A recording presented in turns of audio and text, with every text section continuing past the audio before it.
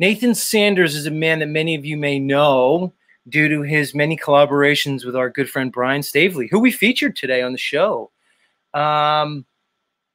Nathan, it's funny you're here, Nathan, because in the beginning, earlier in my show, I played an hour and 15 minutes that I did with Stavely regarding the Mandela effect from months and months and months ago. Now, Nathan Sanders is a huge member of the Mandela effect community, to the point where, like, if you're in the community, you by nature know Nathan for the most part. And I'm sure we'll discuss that a little bit when he comes up and all that stuff. But, you know, other than that, what can I say? You've heard him singing here like every single morning pretty much for the last couple weeks. And, hey, let's bring him up. Let's bring him up. Without any further ado, Nathan Sanders. Nathan, welcome to Z Show, homie. Thank you. It's great to be here, and thank you so much for sharing the Apocalypse Cabaret songs I've been uploading. I appreciate it. You know, I'm just curious if we all would sing, what would happen. I've been sort of reconnecting with the power of the human voice. You know, what makes us special as animals. You know, why are we the way we are, and what can we do? And I mean, when you look at us, we're incredible. We can play the piano, we can sing, we can write songs, we can put on full productions, we can cast illusions so incredible. People actually believe what they're watching is real, and they have real human reactions like tears or laughter when they know that what they're seeing is not real. It's an illusion. It's the presentation of a reality that's, you know, so to me, I started really seeing the line between reality and fantasy start to blur, especially once I started seeing the Mandela effect. Then I knew all bets were off and anything was possible. Right. Which is what I was hoping this reality would be from the time I was a child. I wanted it to be a magical, beautiful place. And instead, it was a hell realm. So, you know, what do you do when you're in hell? Well, I sing, I guess. You know, I started also, I don't know if you guys have done much research or know much about the Phoenix. And that's the whole story of the Phoenix, how it's released from the bondage of mortality and goes into an immortal state. Is it, you know, it prepares its final nest. It seeks the tallest palm tree it can find. And then it goes, and there's special spices that this phoenix bird will get. Mainly it's frankincense and some other ones. And it builds its funeral pyre in its nest. And then when it's ready to end this life and, you know, go up in flames and then rise again from its own ashes into paradise, that's when the phoenix goes into the paradise state again. For I think it's supposed to be 100 years or 500 years. It depends on the myth you're reading. But this bird appears in ancient Egypt. It's everywhere. Yeah. And apparently the peacock is the earthly incarnation of the phoenix, and that's why for many years it's been a symbol for rebirth or regeneration, or immortality. But let's see, where was I going with that? But anyway, what it does is what actually gets the fire going is it begins to sing.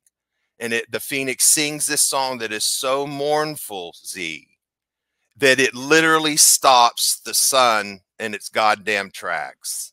And it hears that cry, that beautiful, haunting song from this. And there's only one on Earth at a time, apparently, according to there can't be two at one time on Earth.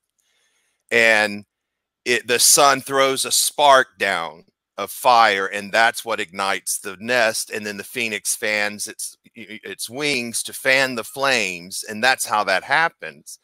So, you know, I've said everything there is to say. I don't know what else to say, Z, that I haven't already said. Now I'm just repeating myself. So you might as well sing it. You might as well sing it. So I just thought, well, you know, because what I heard was I heard a voice say, "Sing, Edith, sing."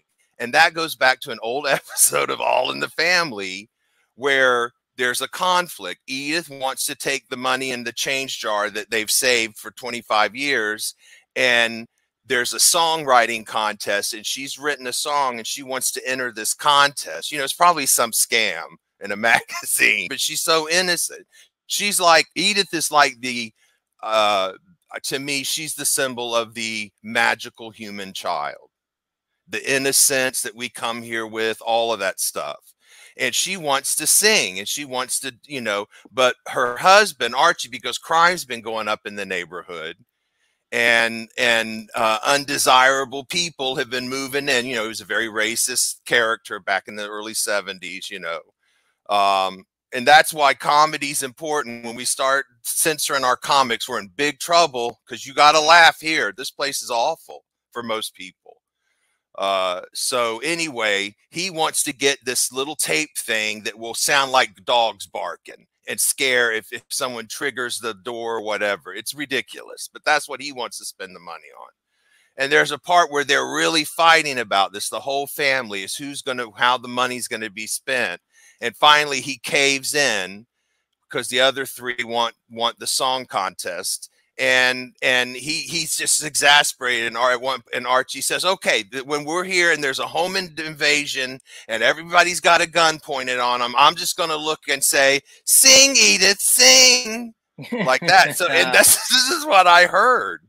And I used to sing, you know, I was an actor before I went into playwriting. So I used to be on the stage a lot. And I did musical theater pieces. So I trained with a vocal teacher, very prominent guy in New York that an actress friend of mine was studying with. And she was a big star on Broadway. And his name was Paul Gavert. And he started to teach me how to sing. But I could not, there was a block between my heart and my voice. I had a lot of self-hatred growing up, called, you know, fag and all this stuff. This was the 70s and 80s. Anybody that was into arts or anything like that was considered, you know, homosexual. And that's what the time was, you know. That was the worst thing you could call somebody when I was in junior high school, you know.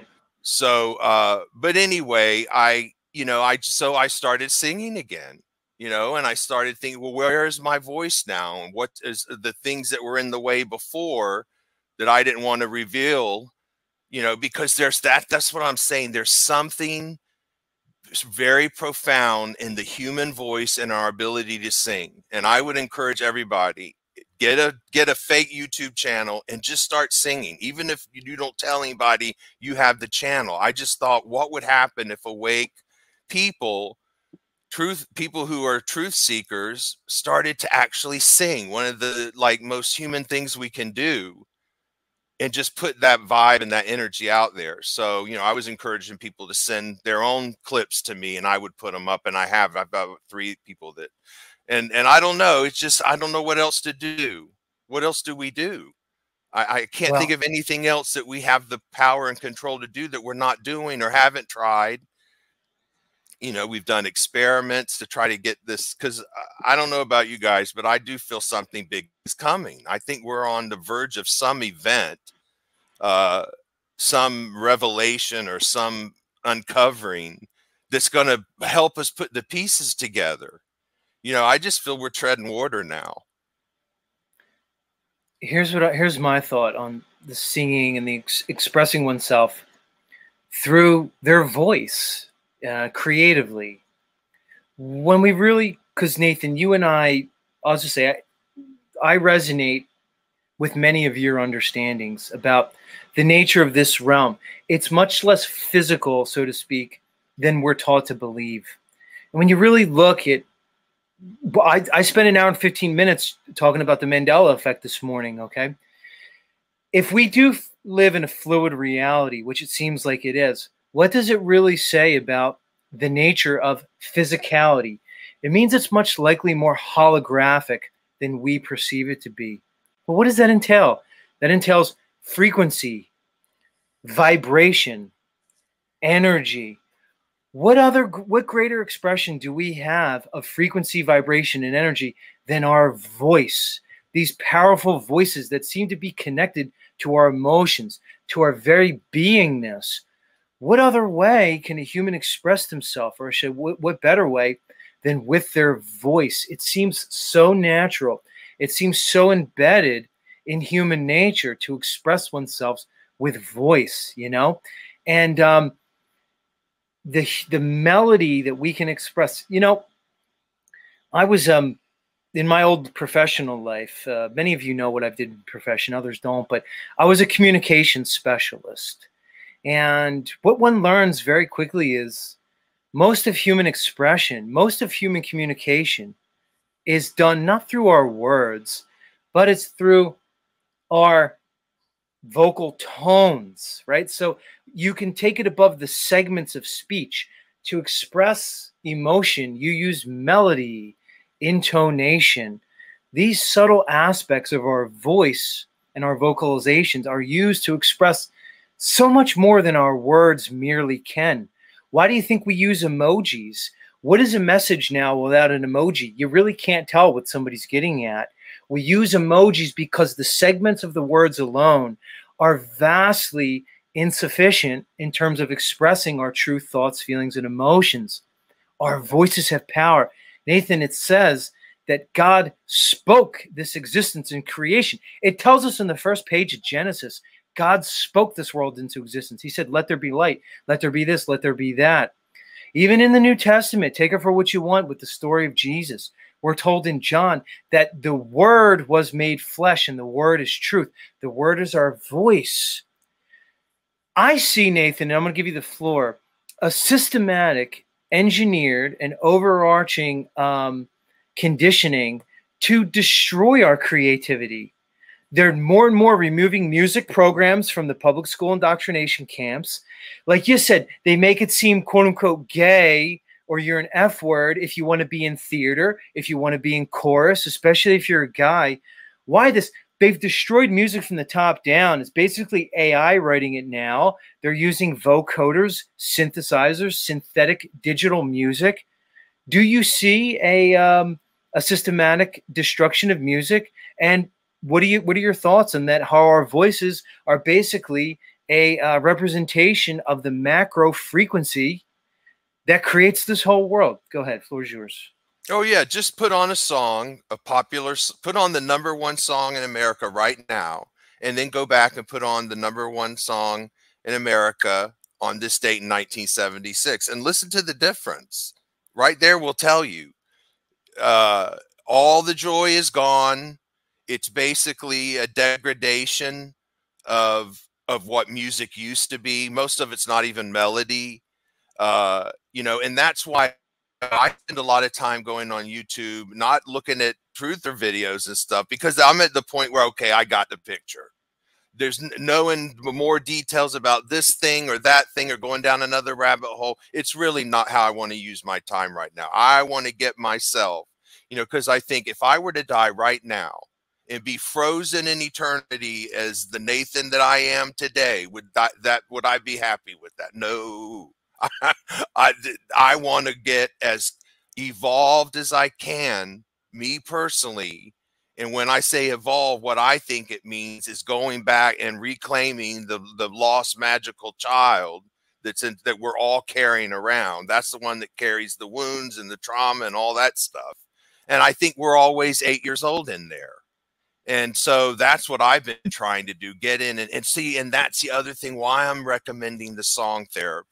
Because that's how I see it. That's why I do it every day. #1, it keeps me from overeating because I have a terrible food addiction, which is I've suffered from since I was a child. You know, that's stolen so many things from me, so many opportunities because of that one cross that I had to bear. Why me? I don't know. Why wasn't it something else? I don't know. But, you know, anyone that suffered from addictions, you know what kind of hell that can create and what it can rob from you. And how difficult it is to arrest, especially when it's something like food, which is something you have to do. You know, that's all. I understand it. Now I will say I recovered from anorexia. I'm 290 pounds. You know, I used to, because it was easier not to eat, especially in the acting days. You know, I was doing soap operas and auditions and camera stuff and all that. You had to, you know. So I learned very early that this ego, this shell that we're carrying, is probably not the essence of what I really am. And that's going to be my struggle, is being whatever is spiritual and conscious in this form for this many years. in this kind of reality with these kinds of traumas where you're never safe to really just, like I've said before, I don't think we know what it means to truly be human. I don't think we're in our natural habitat here. So we just don't know what a truly free human in its own environment, its own world, without interlopers and interferers and other entities or whatever, or dark forces. We just don't know what that would even look like. That's probably what the paradise state is. It's Let us me just bounce. being human. Yeah. Let me bounce. Let me bounce this one off you, Nathan. Regarding what you just said about, have we ever seen the quote unquote human in their natural state? A lot of people like to think that we're living on God's green earth, so to speak, but that at some point this earth reality was hijacked by these ne'er-do-wells. But I have a different thought more and more about this realm. To me, this realm seems like a trickster, deceptive realm from its very foundations. I'm not really sure we're finding ourselves in God's green earth that got hijacked. This realm seems more and more to me like a deception from its very metaphysics. So then it begs the question, what is a true human? Were we in some way some type of maybe genderless beings of light? That in some, they say there was a fall of man. Well, if we did indeed fall, was the fall into the physical, the fall into this 3D fleshly world of matter? Because I agree with you, we don't seem like we really belong here. Nathan, just think of the connections we have with people and things. I'm so connected to my pets and animals that when they move on and pass away, I'm almost inconsolable. Now multiply that by when you lose a loved one, a family member, a parent, a sibling, a good friend, a lover, a partner. That connection, the pain from that is so overwhelming and is so destructive. It doesn't seem natural, because if we were more natural to this realm, we wouldn't have that connection. We'd be able to move on. It begs the question, are we existing in God's green earth, or do we find ourselves in a place that's much more nefarious? You know, they say that Satan or the deceiver is the god of this earth. Well, if he's the god of this earth, isn't it not his realm that we find ourselves in? Go ahead, your thoughts. Yeah, I think that, you know, if you have two creator beings, you have God, the creator, what we think of as benevolent and what we hope we you know, sprout from. And then you have this dark adversarial force, you know, that to me, if we were talking about something that has the ability to create artificial light, then that sounds like a human who has technology he has created that is so incredible, it can literally create a false world and throw trapped consciousness in there and fuck with them. You know, so we're not in God, we're in something some future human or some interdimensional being created using technologies just like we make computers. And this might not even be machinery. These beings could just think something and it exists. Right. So what happens if you have a creator being that powerful that goes rogue or loses its center, loses its heart, becomes corrupted in some way, like a virus in a program? I mean, it could be anything. But I'll tell you what my main theory is. I believe that we are all actors in some cosmic soap opera, that one being is writing, directing, and we are all characters in this story. And that is because I see, as a writer, as a playwright and a storyteller, I see the watermark of a creator everywhere I look, in every detail. And I think the synchronicities make sense that way, because you would have to choreograph these things down to the very second. Like literally, if you farted before leaving the house, you would have missed running into that old friend that you had just thought of the night, that kind of stuff. How is that done? It has to be in the plan from the beginning. So is this some sort of morality story that souls go through?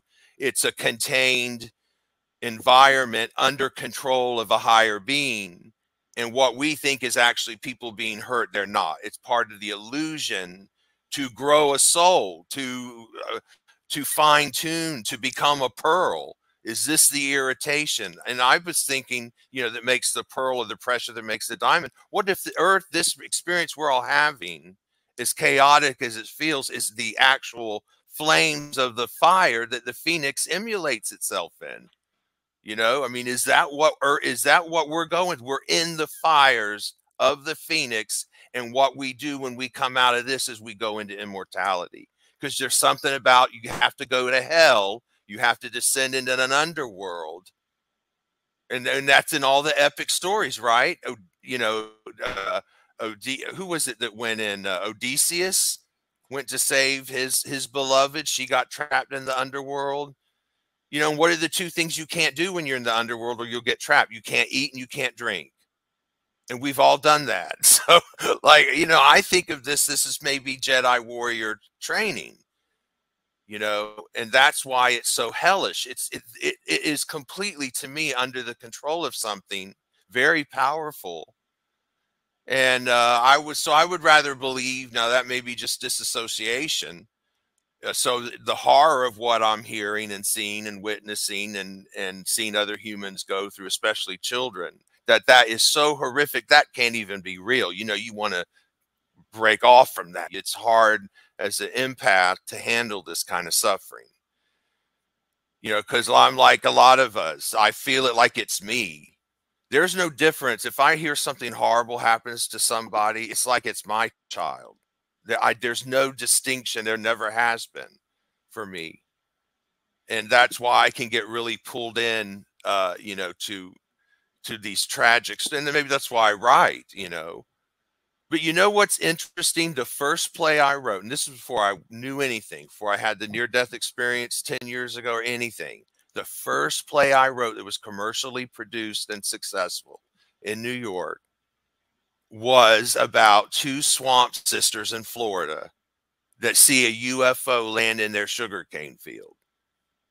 And it was basically an alien abduction. So now here I am all these years later. I happened to move 3 years ago from Florida to New York, upstate in the Hudson Valley. I wind up in the same town where Tom Cruise filmed War of the Worlds, the scene where the aliens attack the ferry boat. That's right here on my street. And when I thought, okay, are we in an alien world? Is this an alien story? Are we humans in some alien fucked up construct, like the Matrix type stories or Dark City or all, you know, we have a lot of our stories are pointing in that direction. So that's what I'm thinking now. I'm thinking this is some alien construct that we're not even dealing with humans. And that's why it's an inhuman system, because it wasn't designed by a human. Right. You know, Nathan, these concepts, they're very difficult to approach. You and I seem to be, look, there's a similarity between us, Nathan. We are, as far as I know, you're not kind of like in a partnership. You're sort of a lone wolf, kind of like me. You don't. Yeah, I always have been. I always have been. And I was cute back in the day. Look, 180 pounds, 18, you know, getting off the bus from the South. Oh, yeah. That was the soap opera days.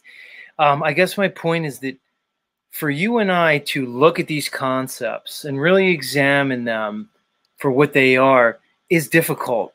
I see why people avoid these topics, the nature of this reality, because look, if I have a family, a wife and kids, and I have to go to my job and it's tough to look at these things because it forces you to make some really hard decisions about the way one is living their life, right? To break the barriers down of the indoctrination, of the things that we're taught, of our paradigm that we hold so preciously. To break down those walls is not without consequence. It almost kills some of us. It seems like it almost killed you.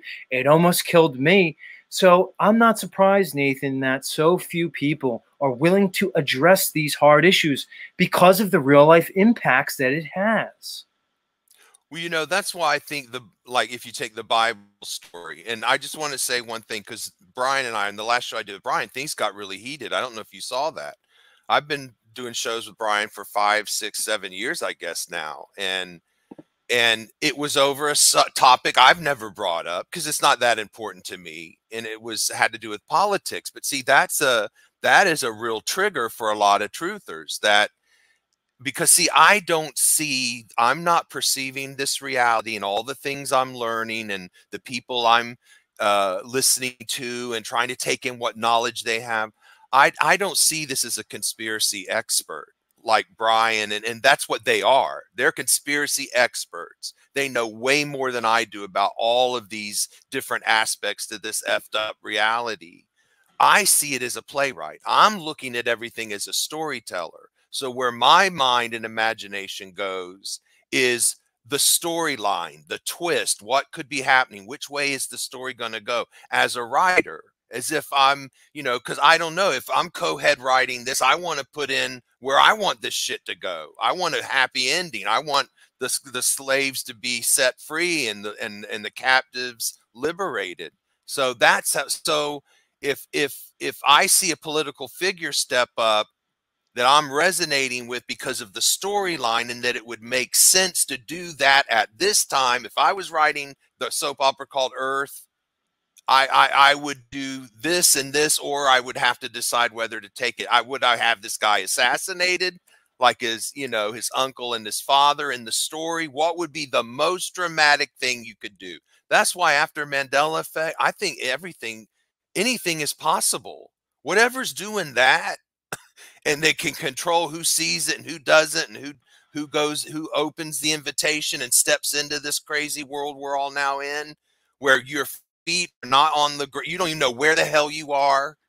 You've realized you've been lied to about everything that there is, that in your conscious, that they've put in here since you were an infant, is all bullshit. Once you get there, and then you question religion and the safety of what that felt like, that being Jesus' arms, and what if there isn't a Jesus, and what if that's a lie? My sister's just waking up now after many years of me. She said, I thought you were nuts when you were telling me Sex in the City changed and all that. But she saw Imodium in her purse changed.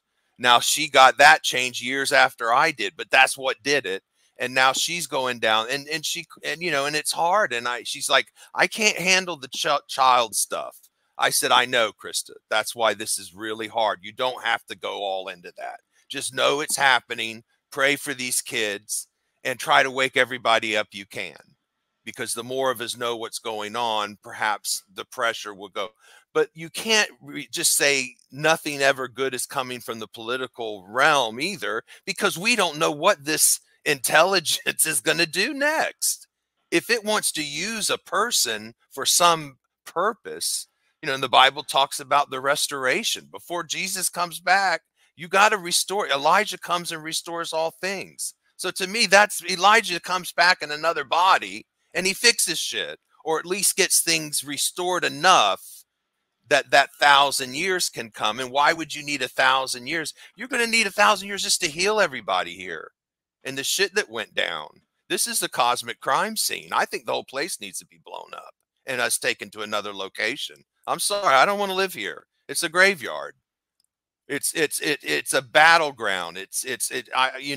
Once you leave Vietnam, you don't want to go back and stay there. I think this thing I think the time is on this, whatever this reality is, but yeah, I see it as a playwright, and I'm just going to put these little things there. That Kennedy guy that's running, that's going to be important, because we have two shows going on at the same time in the same play. We have a main stage show, and the people that are on the main stage show aren't us.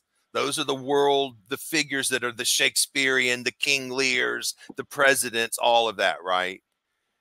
So, and then you have the little black box theater, and that's us, and that's our own little journeys and stories. Not that they're less important, but somehow all of that's going to come in and tie. You can't leave a string like the Kennedy thing. You got two brothers that were both assassinated, shot in the head and the neck. The name Kennedy means head armor.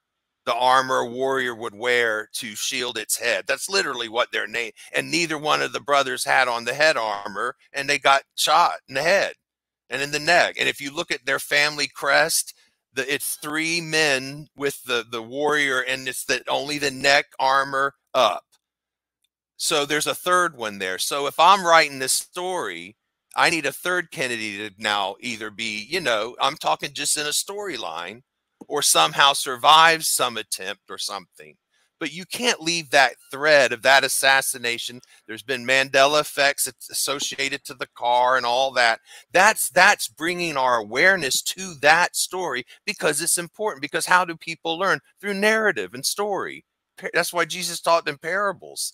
So I would suggest everybody start thinking of this as a story being written. And what do you learn? What better way, if you're God and you create beings, what better way to introduce yourself to those beings ultimately by showing them your personality and what you've created? This is a wild mind here if this is coming from one being's imagination, you know, because when I had the near-death experience, that's what he said to me. He said, it's my job to keep you on your script.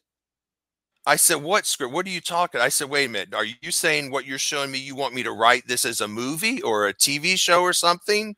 Or is this real life? Is this what's going to happen to me and this is what's coming? He said, I said, is it a movie or is it my life? He said, your life is the movie. And that's what got me thinking. I started calling him the cosmic stage manager.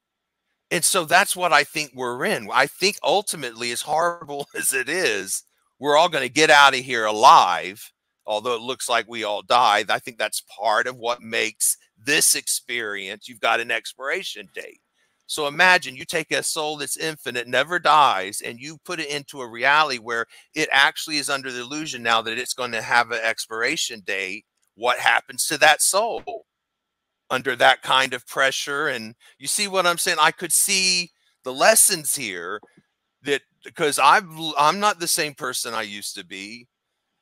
I mean, look at the ways we change once we start this process of, you know, finding others and seeing if they are seeing what we're seeing. It's, you know, and then the conflict comes and people have falling out. That's why I think AA, the 12 steps, their principle of putting principles before personalities, I think that's important. No, I think it's fun to play, and we have to have, we're like family. You're going to have arguments and stuff, but just love the person, you know. Even if they make you angry, try to always, that's what I'm trying to do. Always stay in the love. That don't mean you can't have fusses and stuff like that. But these are our brothers and sisters, and we need each other, and we don't know what's coming.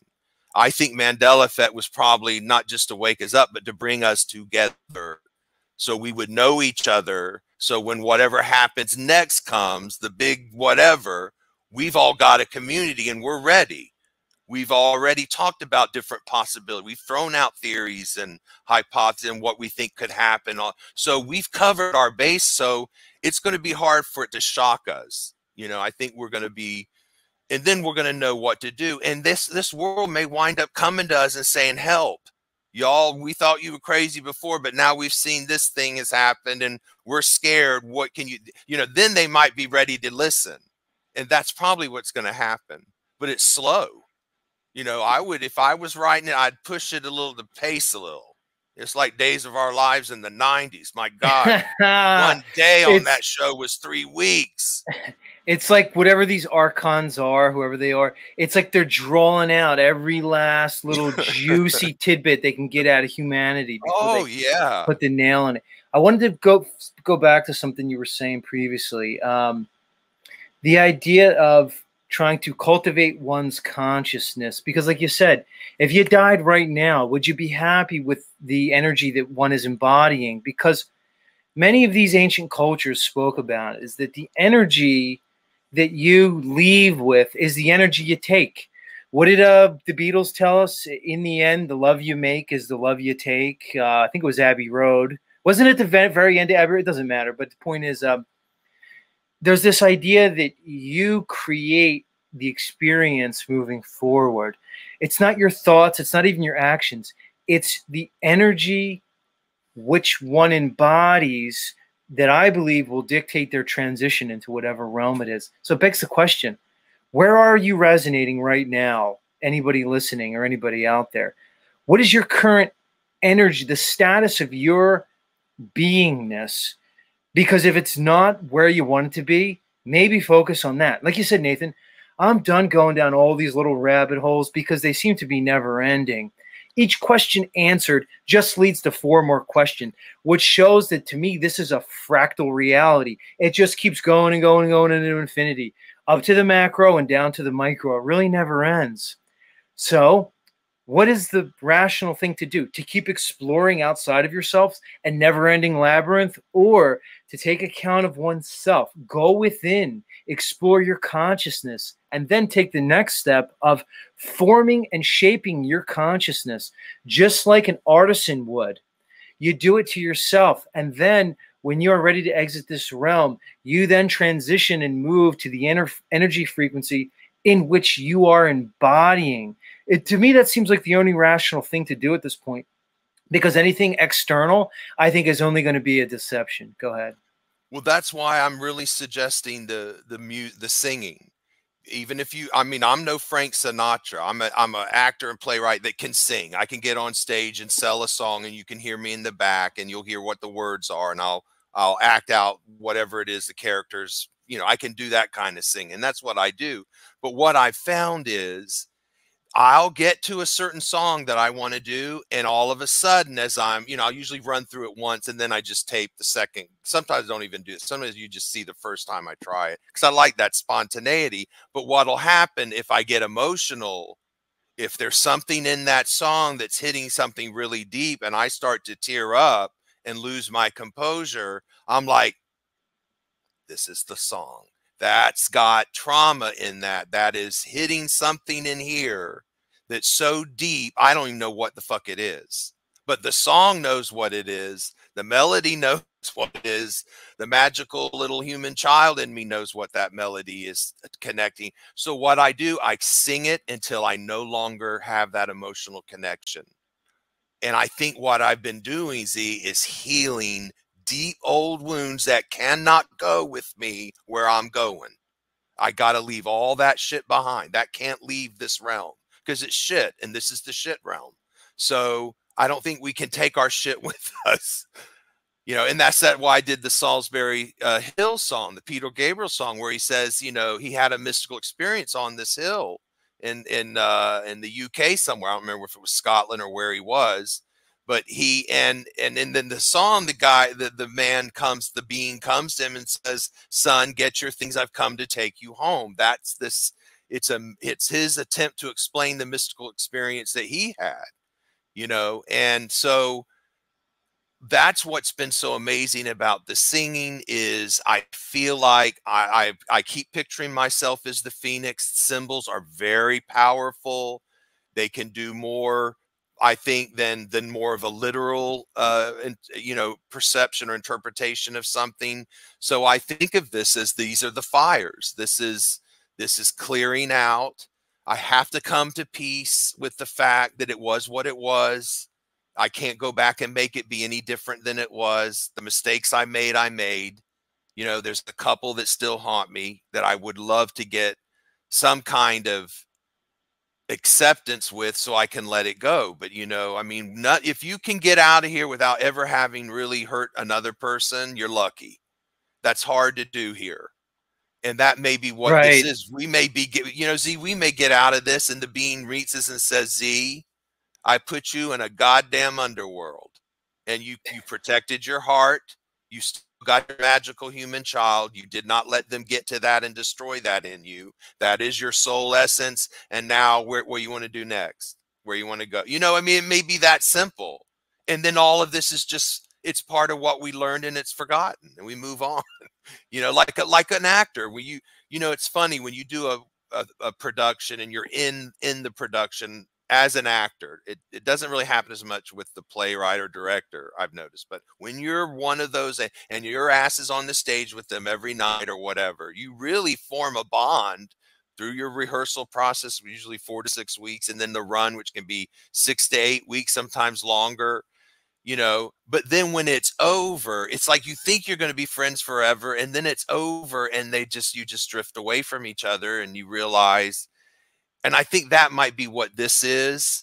It will feel kind of like an acting job that was long, but it's over, and we learned a lot, and we grew from playing that character, and now we go on. I mean, are we Phantoms of the Opera? Are we wearing masks? Are we all the same person playing with ourselves? Like a kid imagining a world and just going into a little, you know, except this one is magical and can create an actual physical world.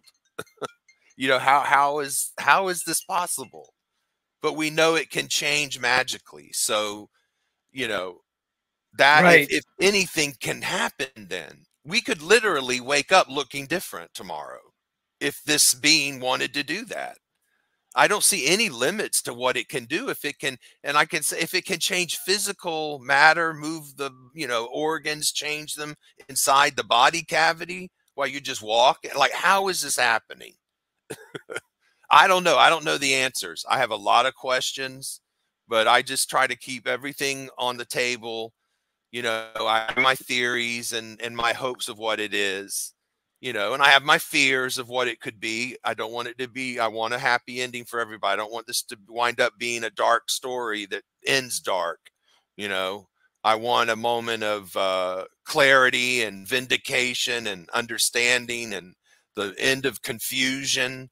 I want to know where I am. I want to know what the nature of this place is, what its intention was, why it was created, who created it, why am I in it, you know, why my family members are, why did we all have this experience together, what's our connection here, you know, why was there so much Exactly. evil, all this stuff, you know, it's stuff that we, you know, we have to ask ourselves. But you know, and on Well, my own personal journey, it's been very dramatic. You know, I just had a big breakthrough with the kid. I finally figured out, I think, what my connection to that family is, because I've shared that on Brian's show. I have bizarre connections as I've gotten older, and I was never interested in him because I was too young for that. You know, he was assassinated before I was even born. But I knew about him, and I knew one of the Kennedy family members I met in New York many years ago when I was an actor, and but you know, never that much. But I started having these experiences that were very paranormal surrounding, like, for instance, going to see my friends in Long Island, staying Thanksgiving week with them. And I have this thing I do. If I'm near a bookshelf, I close my eyes and just reach and grab a book randomly and see what it is. That's like a divination thing I do. I do that with music too, random music stuff, like on Pandora or whatever. And I grabbed the book. It was 11/22/63 by Stephen King, about the Kennedy assassination. Well, it happened to be that day that I'm pulling. It was the 57th anniversary of that day, and now I'm pulling the book randomly the first time I go to their house. So that got me thinking. Then I go get my car tag done here, and it's 11/24 on my tag, which is the date again. My financial numbers match the date, my car tag, stuff like this. And then I find out that if you watch the Zapruder assassination footage, the final shot that kills him is at 3:14. That's pi, 3.14. And we know pi is irrational and goes on forever and ever, like this reality we're stuck in. And so as I'm being born on March 14th, 3.5 years later, they are moving, exhuming Kennedy's body along with the two dead children, the son that lived only 36 hours and died, and the daughter that was a miscarriage. Literally, they break ground at 6:20. I'm born at 7:10 p.m. This is all at Arlington, and they are so. I knew there was some sort of connection. My parents married the day Marilyn Monroe died. So there, and my father always called my mother his Marilyn Monroe. Patrick Kennedy, the baby that died, was born the very day after my father a week after my brother Ryder was born. There's weird stuff. Kennedy Jr. took flight safety in Vero Beach, my hometown where I was born, where he learned to fly safely, which is how he died in a plane accident. I mean, it's weird. I realized after I realized about, so I'm watching Silo, right? And I'm like, what do I need to know? That's what I say to reality. Reality, if you're conscious, help me here. What do I need to know? I'm watching an episode of Silo. They keep saying the name Patrick Kennedy. This is just a few weeks ago. I was like, Patrick Kennedy, who is that? And I thought something said, is he the baby that died? I go find out, not only did this baby live 36 hours and died, because of the rare condition it had, and it brought all, and since it was a presidential baby, it brought all this attention to that defect that some newborns can have, infants. And because of that, millions of babies have lived who would have died because that baby only came for 36 hours. Who is that soul that did that? I have a theory.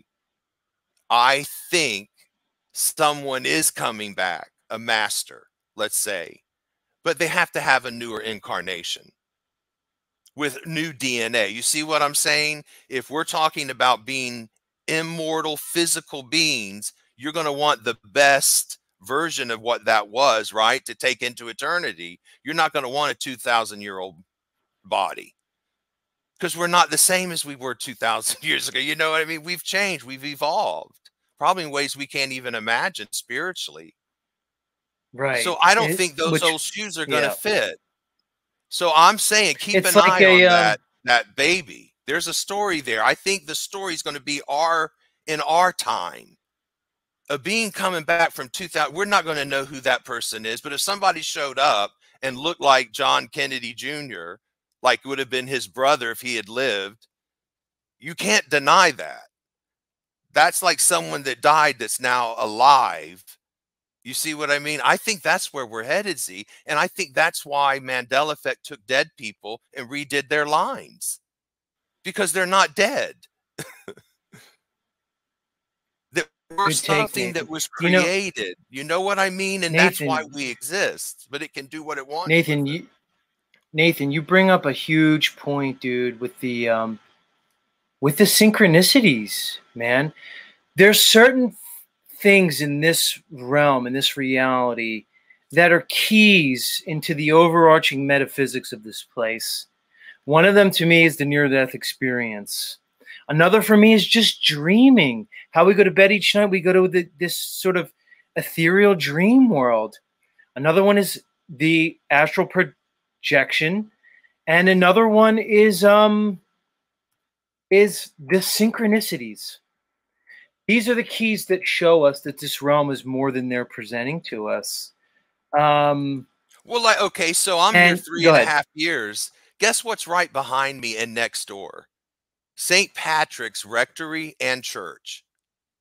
That name, Patrick, has been, and so Silo kept saying the name Patrick Kennedy. That's the only reason I went down that, and then realized, wait a minute, I'm next door to St. Patrick's Cathedral. I mean, church, and then the rectory where the priest is. Every Sunday I see him walk down. It's like that. There was something about that particular story that I needed to pay attention to, that was going to be important. And that's when everything started. So I'm driving home and I'm like, okay, is this baby what you need me to understand? There's something about what happened with that child and that family, and there's something about their DC. I think they're the King Arthur line. That's what I think. I think we should have had a Kennedy dynasty coming from the ancient Druid bloodline, who were the high priests of that civilization, those people, where those people, that bloodline comes from. And so I think it has something to do with that. Instead, we got a Bush dynasty, which was horrific, and wars and death and all that destruction. I think if that baby had lived, because his father was killed 107 days later, it's just a weird story. Like there's something. Well, here's the thing. There's something there. You know what I mean? I want to make this point with you, Nathan, is that the whole Kennedy presentation, the Camelot, the modern, the modern incarnation of Camelot. If you study Camelot and the Knights of the Round Table, it's often used as an analogy for the certain alchemical principles. You can even relate it to biblical principles. The Knights of the Round, there was 12 Knights of the Round Table, the 12 disciples, the 13th being the Christ or the king, right? So when you look at this Camelot theme, it has connections to the Bible, which has connections to the astrology. You have the 12 zodiacal signs, with the 13th being Ophiuchus, which seems to be the sign in the sky for the time of the transition. When we look at Kennedy, Camelot, we see these things. It's almost represented as an alchemical story. Is it the alchemical elixir? Is it the trial by fire? You see commonalities, and it goes to what you're saying, that was the Kennedy story the modern incarnation of a story that's just been repeated over and over and over throughout recorded history, the same story being played over again, but just a representation of these underlying metaphysical and physical principles. Go ahead. Yeah, and I think that's why we go to the movies and we want to watch streaming things and we want to binge watch and all that. There is something in us that thinks that somehow some story is eventually going to give us the answer we're seeking about what this is and who we are and why we're here and what happens when we die and what is this all about. But literally too, there's a theory that the King Arthur thing, that was Jesus, that the setting of all those events did not happen in the Middle East, that they happened in Scotland, and because, you know, the Roman, they were crucifying people there. And that the whole story, that's why there's no record of Jesus where he was, because that's not where he was. The Edinburgh, it was Jerusalem. And when you read the description in the Bible, that's what it looks like, Edinburgh. It doesn't sound like they're talking about a desert landscape when you read the description. So there, you know, and I went down that rabbit. I'm not saying it's true, but there's something there that perhaps that we have a story that's true, but so many of the details, including the location, the time and place, whatever. Because when the Bible changes were happening and words like castle and president and stuff were suddenly appearing in the 1611 edition of the Bible, I thought, okay, it's almost like it's trying to move the setting to another place in time, you know. So who knows? But I think that family is the big stage presentation. We're the black box presentation, and it's all going to intersect in some really extraordinary way. If you're a good writer, you can't leave something dangling like that. That Kennedy thing has to be resolved. You have to do something now with that story, because, like you said, it's obviously an ancient allegory, right? Like if you read East of Eden by John Steinbeck, that's an allegory. It's one of my favorite books, by the way. Oh, I've read it like 8 times. I fell in love with that book when I was What did you think about the movie? High. The movie was one of James Dean's only movies. James Dean only did a few movies. Oh, yeah. East of Eden was one of them. Yeah, and Joan Van Fleet played his mother and won an Academy Award. But I'll tell you what was better than the James Dean movie, and my friend Barney Rosenzweig, he produced it. It was the East of Eden miniseries that starred Jane Seymour. And it's the entire book. So you see the very beginning of him meeting, but Steinbeck wanted to write a modern telling of the Garden of Eden story. And I think that's what the Kennedys are. Go back, the Isis story, you know, you always have the king, the queen, the doomed prince, you know, whatever. And there's so many tragedies in that family. If you just look up Wikipedia Kennedy family tragedies, that's too many. That's too many for them not to be written that way on purpose. So yeah, I would keep my eyes on them. And I think, yeah, because that's a twist. Just when you think no help could ever come from any politician, boom, someone steps in that at least propels the main stage story further. We're going to have to get to the point where the bad guys start getting their ass kicked. Come on. Right? We need some vindication, or it gets cruel. the storyline becomes cruel and evil, and the actors want to quit. Because that's what I say. If I signed on, where's the contract? I want to see where I signed. You know, they're always saying, no, you agreed to come here, you know, the new agers and stuff. Yeah, and maybe the only way I would agree to this is if it was for artistic purposes. If this was some sort of, if I loved the director and the storyline and the character he wrote for me, I would step in and play the character's entire life if the end result would be worth it and everybody would have benefited and that nobody was really hurt in the making of the movie. You know, like I say, at the end, no animals were hurt or whatever. That's what I'm hoping this is, that these horrific things we're seeing are actually inserts of some illusory way this story is being told, and not everybody's real. You know, we could only have 1,000 real people in this, real actors. You just don't know. That's the thing. We need some insight. We need something to come and tell us that knows more than we do, or can get a message to us, let us know what this is, you know.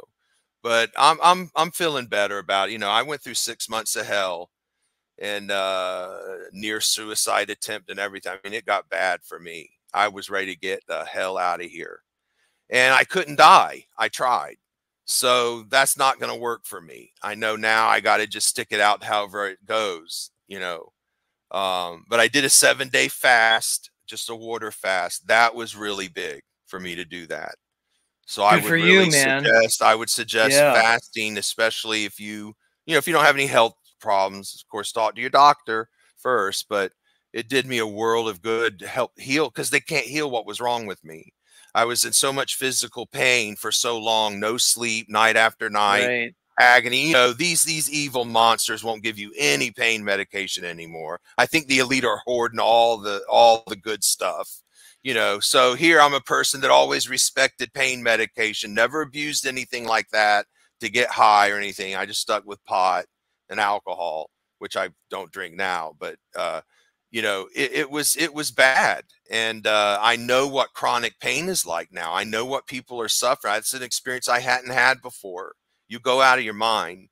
And the fact that they're withholding appropriate medication that can help people with pain, because some people can't handle drugs and get addicted, that has nothing to do with it. It's all about the insurance. If you prescribe narcotics, you pay a lot more insurance if you're a doctor or a practice than you do if you don't. And that's why they won't give them to you. They don't want to pay for it. It's such an evil. See, I mean, you couldn't make up a system more evil. That's why this has to be designed this way for some other purpose. You know, we know this is not random. You can't have something that stinks this bad and is this horrible for most people that are there. I mean, a regular horror show. I mean, I say, if this ain't hell, I'd hate to see what was. Well, and Nathan, it's worse because they hide it. They try to disguise hell, so you don't know where you are. Nathan, that's the whole trick, bro, is they want us to think that everything's random. They want us to think that the universe was created through a random big bang, and over the course of billions and billions of years, just by dumb luck, we're here. When it's a completely opposite story. The overarching reality is likely consciousness. This entire physical world is very likely just a perception that we're having, just probably a very narrow frequency band along the entire spectrum of reality. But listen, dude, let's wrap it up because we're way over time. It was awesome having you here, dude. Early. Well, I'm glad I finally got up early enough to say hi and join you guys. And just I want to tell you, I'm in your corner. Stay strong. I think we're going to get some help here. I don't think this is just going to keep dragging out like it is now. I think there's going to be a little, at least something to get us excited, maybe, hopefully, as a community. That's my hope. And I just say, stay open-minded. Don't, you know, we don't know what any, and then this thing may pull a fast one on all. It may be something we never even thought of by the time we find out what it is. But I think we got to keep searching and asking questions and, you know, reaching out and trying to be supportive and just let everybody know you're not alone. We're all going through this together for whatever reason. It's, you know, we're basically having the same experience.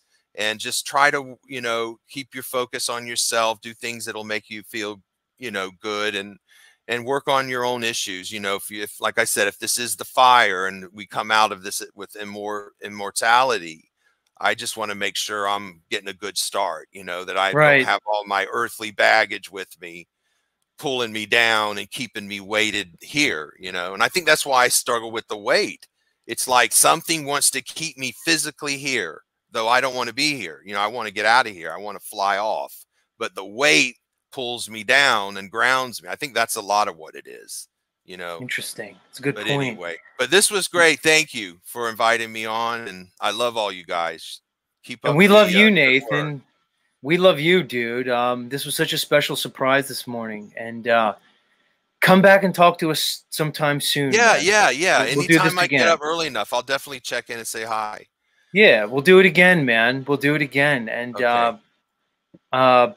We all look forward to hearing more songs from the Apocalypse Cabaret, dude. We're really enjoying it over here. So keep on singing. Yeah, I have dude. a really beautiful one I'm doing today called "I Cried for You." It's a really beautiful song. A lot of people don't know it because she's not a very popular singer in our country, but I think you'll. I've done one other song from her. It was "If I Were a Sailboat." That's Katie Malua is her name. But anyway, yeah. So look for that. I'll drop that later, as the kids say in the rap world. Nice. And if you don't mind, Nathan, as we're leaving, we're gonna have one of your songs to play us out, dude. Of course, we're gonna. Hey, do how that, about I know. just sing for you? Well, I'll here I go. I can't give you anything but love, baby.